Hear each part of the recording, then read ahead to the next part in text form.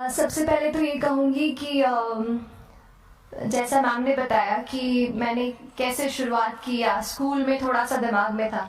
तो हाँ, स्कूल में थोड़ा सा कहीं सोचा था, कहीं शायद पढ़ लिया होगा, कहीं सुन लिया होगा कि नहीं आईएएस ऑफिसर नाम की कोई चीज़ होती है। लेकिन तब ये भी नहीं पता था कि यार यूपीएससी नाम की कोई एग्ज़ाम है, सिविल सर्विस एग्ज़ाम है, उससे और भी पोस्ट में आप सिलेक्ट हो सकते हैं, ऐसा कुछ नॉलेज नहीं था। जब मैं अपने कॉलेज लेवल में आई, जब कॉलेज में एडमिशन लिया, मैंने भोपाल से ही प्राइवेट इंजीनियरिंग कॉलेज से केमिकल इंजीनियरिंग किया है। और उस दौरान मुझे जब मैंने सोचना शुरुआत की कि क्या बनना है, कंटेम्पलेट किया कि एग्जैक्टली क्या करियर चाहती हूँ, तो लगा कि यार कहीं जो पुरानी ड्रीम थी, जो सपना था, वो अभी उसको सामने लाना चाहिए। फिर इस बारे में और पढ़ा और तब खान स्टडी ग्रुप भोपाल में सेंटर वहाँ पे जैसे शुरू हो गया था, तो मेरा जो फाउंडेशन कोर्स है मैंने वहाँ से किया। और इस एग्ज़ाम के बारे में जो चीज़ें मुझे 1-2 साल में समझ में आई हैं, वो कुछ चीज़ें मैं आपसे शेयर करना चाहती हूँ। सबसे पहली चीज़ जो पहले जय और रचना हम दोनों बोल चुके हैं कि कंसिस्टेंसी। आप अगर दिन में, कई बार हमसे सवाल पूछते हैं कि आप कितने घंटे पढ़ाई करते हैं, तो देखिए घंटे मैटर नहीं करते। कोई 17-18 घंटे हमें नहीं पढ़ना है, इतना हम पढ़ भी नहीं सकते। एक दिन पढ़ सकते हैं, दूसरे दिन नहीं पढ़ पाएंगे। 5 से 6 घंटे ही आपको देने हैं, उतने निकालने हैं। पर वो जो वक्त आप अपने पढ़ाई को देते हो, वो कंसिस्टेंटली आपको रोज उतना ही अपने पढ़ाई को देना है। Consistency is the key, that is the first and the most important thing जो आपको ध्यान में रखनी है। दूसरी चीज इस एग्जाम में मुझे लगता है इक्वली इम्पॉर्टेंट है, क्योंकि ये जर्नी लंबी होती है। जैसे एग्जाम ही 1 साल तक चलती है, आप प्रीलिम्स देते हैं, फिर आप मेंस देते हैं, आप इंटरव्यू में जाते हैं पर्सनालिटी टेस्ट के लिए, तो एग्जाम 1 साल तक खुद चलती है। उसके पहले मान लीजिए आप 1-1.5-2 साल पहले से प्रिपेयर कर रहे हो, तो ये जर्नी काफी लंबी रहती है। उस जर्नी में मेंटली अपने आप को मोटिवेट रखना, अपने आप को बूस्ट करते रहना, वो भी इक्वली इम्पॉर्टेंट है। और इसीलिए अपने आप पर भरोसा बेहद जरूरी है। You need to have a faith in yourself कि अगर आपने इसमें कदम रखा है, अगर आपने सोचा है कि आप सिविल सर्विस एग्जाम देना चाहते हैं और देंगे, तो आपको ये ठान के उसमें जाना है कि हाँ मैं ये कर सकता या कर सकती हूँ। ये एक अपना मोटिवेशन, अपने साथ एक फेथ, बिलीफ अपने ऊपर आपको हमेशा रखना है। कमिंग टू प्रेपरेशन की कैसे तैयारी करनी है, बहुत सारी बातें आप सुन चुके हैं कि आंसर राइटिंग में कैसे करना होता है, आंसर राइटिंग का स्ट्रक्चर कैसा होना चाहिए। तो मैं शुरू में सबसे पहले ये कहूँगी कि मेरे प्रिपरेशन का बेस 2 चीज़ें रहीं। पहला था करंट अफेयर्स। करंट अफेयर्स इसलिए मैंने उसको उसी से शुरुआत की क्योंकि करंट अफेयर्स सबसे इंटरेस्टिंग पार्ट होता है। रिलेशंस में क्या हो रहा है, क्या सोशल रियलिटीज है, कहाँ क्या हुआ, उसका क्या इम्पैक्ट पड़ेगा एडमिनिस्ट्रेशन पे और हमारी कंट्री पे, तो उसको आप अपना एक बेस बना सकते हो। आप करंट अफेयर्स बेस्ड प्रिपरेशन कर सकते हैं, इसलिए भी क्योंकि अगर आप मेंस एग्जाम देखेंगे तो काफी डायनामिज्म आ गया है। केवल प्रीलिम्स में नहीं बल्कि जनरल स्टडीज पेपर 2, पेपर 3 में भी आप देखेंगे कई सारे ऐसे सवाल हैं जो करंट इवेंट से इंस्पायर्ड होते हैं, उन पे बेस्ड रहते हैं। तो जब आप न्यूज़पेपर बेस्ड, करंट बेस्ड पढ़ाई करते हैं तो वो आपका प्रिपरेशन वहां से भी कवर हो सकता है। दूसरी जो चीज मैंने जिस पे बहुत फोकस किया वो थी आंसर राइटिंग। तो आंसर राइटिंग का जैसे खान सर बता रहे थे कि आंसर राइटिंग की प्रैक्टिस बहुत की, तो उसके पीछे मेरा ये था कि जब मैं हमेशा प्रीलिम्स का कोई भी पेपर टेस्ट देती थी, हम मॉक टेस्ट देते हैं, तो मॉक टेस्ट देती थी तो हमेशा मेरे मार्क्स करीब 90 to 110, 120, इससे ऊपर मेरे कभी मार्क्स नहीं जाते थे।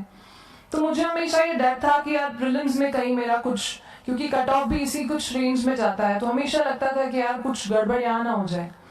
लेकिन जब मैंने आंसर राइटिंग की और मेंस एग्जाम के बारे में जाना, तब मुझे लगा कि आंसर राइटिंग एक ऐसी चीज है, मेंस एक ऐसा फेज है सिविल सर्विस एग्जाम का जहां पे आप अच्छे से तैयारी कर सकते हैं। And if you have written the answers, if you know कि you have covered the points well, if you have included उसमें कुछ आपने facts, international reports, government schemes, आपने कुछ ऐसे उसमें सॉल्व भी डाला है, तो जो रिजल्ट आएगा वो सेटिस्फैक्ट्री ही आएगा, अच्छा ही आएगा।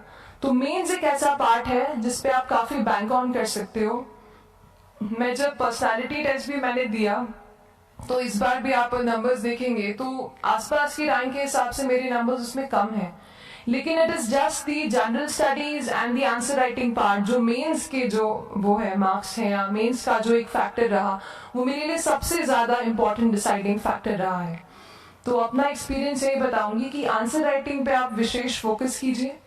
जैसा स्ट्रक्चर आपको बता ही चुके हैं कि इंट्रोडक्शन में कैसे आपको शॉर्ट रखना है, बॉडी एंड देन कंक्लूजन, उसमें छोटी चीज़ जैसे मैं अभी मेंशन कर रही थी, आप एक इंश्योर कीजिए कि देखिए जो भी एग्जामिनर आपकी कॉपी चेक कर रहे हैं वो दिन में 10, 15, 20 कॉपीज चेक कर रहे हैं, तो उन सब से आपको अलग कैसे आप अपनी कॉपी दिखा सकते हो, ये चीज़ आपका प्रेजेंटेशन और आप जिस तरीके से आंसर लिखते हो कंटेंट को, वो मैटर करेगा।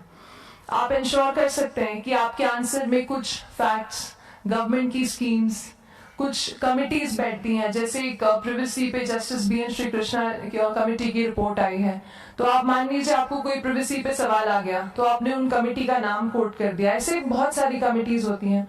कुछ इंटरनेशनल रिपोर्ट्स आते हैं, वो आप उनको इनके बारे में लिख सकते हैं। इंडिया का मैप आप बना सकते हैं। मैंने सीख लिया था कि 10-15 सेकेंड्स में कैसे जल्दी से मैप बनाना है और उस पर कैसे पॉइंट कुछ करना है, कुछ लोकेट करना है। तो ये कुछ ऐसी चीजें हैं जो आपके आंसर्स को एनरिच करेंगी और प्रेजेंटेबल बनाएंगी।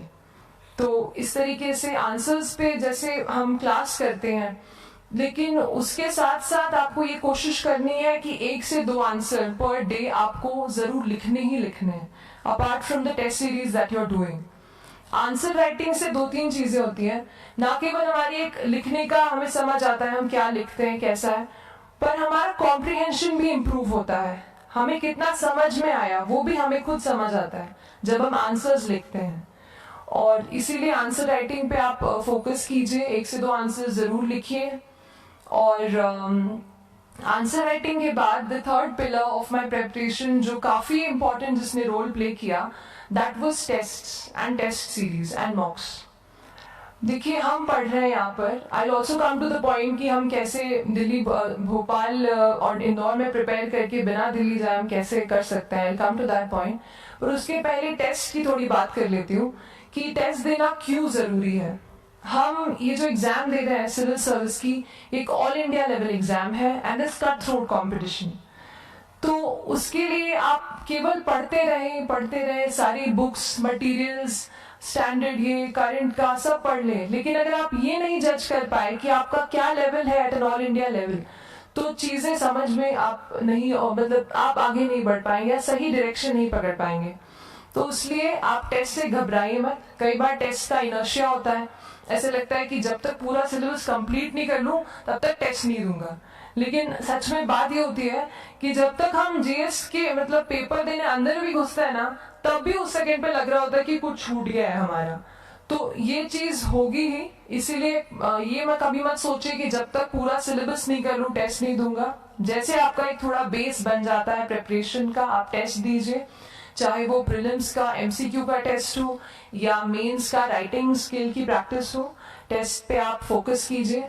उसके बाद टेस्ट केवल देने के लिए नहीं देना है, उसको एनालाइज भी अच्छे से करना है। When you get the answer hints, when you get the answer keys, analyze properly कि आपकी क्या गलती हुई है और उससे भी सीखने की कोशिश कीजिए कि क्या कुछ नया मुझे इस टेस्ट पेपर से, इस आंसर कॉपी से मिल सकता है। तो इस तरह से टेस्ट पे भी आप फोकस कीजिए। And I will come lastly to the point कि जब मैंने प्रिपरेशन शुरू की थी अपने कॉलेज के 2nd ईयर 3rd ईयर आते आते, तो मन में बहुत सारे फियर्स थे। मैं भी एक नॉर्मल फैमिली से हूँ, मेरे फैमिली में किसी ने आज तक सिविल सर्विस का पेपर भी नहीं लिखा था, तो मन में बहुत सारे फियर्स थे, डाउट्स थे, क्या होगा, कैसे होगा। तो हो सकता है आपके मन में भी ऐसा हो। और हम जैसे यहाँ रहते हैं, हम सोचते हैं कि दिल्ली जाना तो सबसे ज़रूरी है, उसके बिना तो ये एग्ज़ाम हो ही नहीं सकती। तो उस पर मैं एक चीज़ बताना चाहूँगी कि जैसे KSG जैसे इंस्टीट्यूट हैं, जो फैकल्टी भी हमें वही मिलती है जो दिल्ली में पढ़ा रहे हैं, तो ये एक बहुत पॉजिटिव पॉइंट है कि क्वालिटी का कोई दिक्कत नहीं आएगी। बस एक चीज़ है, आप ज्वाइन करते हैं class, that will only provide you a direction, वो आपका रास्ता दिखा सकते हैं आपको कि इस रास्ते पर आपको चलना है, लेकिन चलना उस रास्ते पे आपको खुद है. You have to work on your own. कभी ये मत सोचे कि मैं वहां नहीं जा पा रही हूँ तो नहीं हो सकता, यहाँ है, तो हम एक्सक्यूजेस बनाते हैं. कई बार चैलेंजेस आते हैं. तो मैंने कॉलेज के साथ प्रिपरेशन की, तो उसमें भी काफ़ी दिक्कत आती थी. कभी कभार कॉलेज की एग्ज़ाम होती थी तो इसमें मैं अपना उतना वक्त नहीं दे पाती थी. तो उस मोमेंट पे फिर प्लानिंग ने मुझे बहुत हेल्प किया कि हम किस तरीके से अपने कॉलेज के एग्ज़ाम के लिए प्लान कर लें. जैसे मैंने इंजीनियरिंग की है और मुझे पता है कि हम इंजीनियर्स 1 महीने से ज़्यादा पहले से पढ़ते नहीं हैं. पढ़ते हैं क्या? तो वो चीज़ आप ध्यान रख सकते हो, उसको अपना स्ट्रॉन्ग पॉइंट बना सकते हो. 1 से 1.5 महीना जब exam is approaching, I used to plan my entire syllabus का प्रिंट आउट निकाल के I used to make my notes. उस तरीके से उसको मैं पढ़ाई उसको संभाल लेती थी. तो whenever you are managing those things together, focus on planning. किस तरीके से आप एक माइक्रो प्लान बनाएं, अपना डेली एक प्लान बनाएं, वीकली टारगेट सेट करें और एक ब्रॉड विजन दिमाग में रखें कि ब्रॉडली आप मंथ्स में क्या कवर करने वाले हैं. अगर आप प्लानिंग अच्छे से करते हैं तो ज्यादातर पोर्शन आपका वहीं से कवर हो जाता है. और जब आप टारगेट्स बनाते हैं, उनको टिक करते हैं, तो एक सेंस ऑफ कंप्लीशन भी आपको मिलता है कि yes, I am on the right path और मैं सही जा रहा हूँ या जा रही हूँ. तो इस तरीके से प्लानिंग पे भी इक्वली फोकस कीजिए. एंड बस यही सिंगल बिगेस्ट मैसेज मेरी तरफ से यही रहेगा कि आपने अगर ठान लिया है, अगर आप सोचते हैं कि आप एग्जाम क्रैक कर सकते हैं, तो आपको रोकने वाला और कोई नहीं, आप खुद ही हो सकते हैं. तो खुद आप अपनी रुकावट कभी मत बनिए, एक्सक्यूजेस मत बनाइए. ऑब्स्टिकल जरूर आएंगे, उन्हें आपको चैलेंज करना है. Challenges are meant to be challenged. तो सही तरीके से अपने ऑब्स्टिकल्स को हैंडल कीजिए. और इस एग्जाम में अगर आप सही स्ट्रैटेजी रखते हैं तो आप अपने एक अटेम्प्ट में ही इसको क्रैक कर सकते हैं. एंड एनीवेज, आप जो भी अटेम्प्ट नेक्स्ट रखते हैं, दिल में यही रखिएगा कि जो ये मेरा नेक्स्ट अटेम्प्ट होने वाला है, ये मेरा बेस्ट अटेम्प्ट होने वाला है. कभी भी इस एग्जाम को हाफ हार्टेडली मत दीजिए कि चलो देके देखता हूँ कैसा है पैटर्न का एग्जाम का. अगर एग्जाम का पैटर्न देखना है ना, तो घर पे 3 घंटा टाइम लगा के एग्जाम दे दो. बस केवल पैटर्न देखने के लिए एग्जाम अटेम्प्ट मत कीजिए. जब आप एग्जामिनेशन हॉल में जा रहे हैं या कोई अटेम्प्ट आपने सेट किया है, तो अपना सब कुछ उस एग्जाम को दीजिए. अपना टाइम, एनर्जी, फोकस, जितना भी करेक्ट आप उसमें पॉजिटिविटी डाल सकते हैं उसको दीजिए. एंड पूरी तैयारी के साथ ही इस पेपर को दीजिए. And I am sure that you will succeed. So till then, all the very best to you and good luck.